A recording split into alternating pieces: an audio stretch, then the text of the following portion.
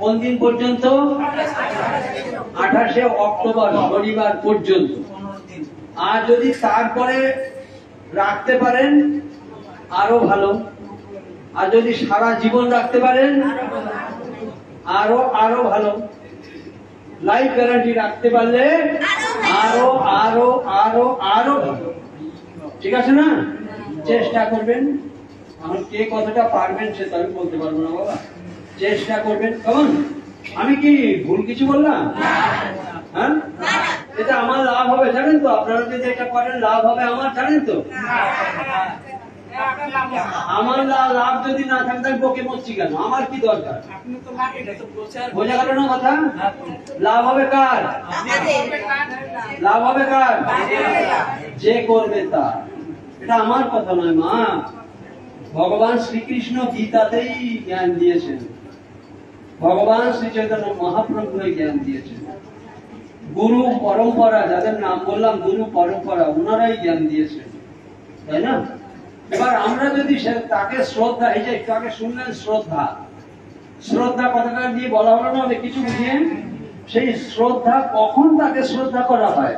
তিনি যা বলে গেছেন, তিনারা যা বলে গেছেন, যিনি মান্যতা দেবেন তিনি তাদেরকে শ্রদ্ধা করলেন। আমি যদি সেই কথা শুনে মেনে চলি তাহলে তাদেরকে শ্রদ্ধা করা হলো কিনা?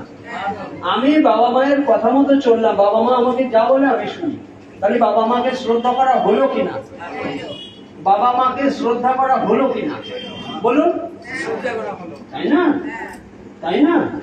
তাহলে গুরু পরম্পরাকে আমি শ্রদ্ধা করব, ভগবানকে শ্রদ্ধা করব, অথচ তাদের কথা শুনবো না, তাহলে শ্রদ্ধা করা হলো? তাহলে শ্রদ্ধা করা হলো? বোঝা গেল না?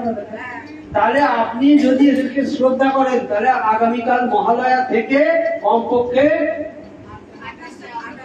28শে অক্টোবর শনিবার পর্যন্ত কি করবেন?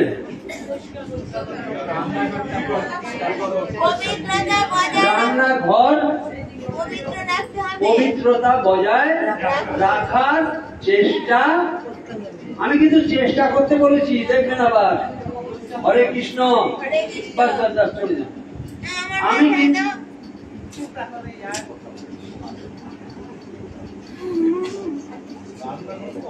আমি কিন্তু চেষ্টা করতে বলেছি, আমার নামে আবার বদনাম, বুঝলেন?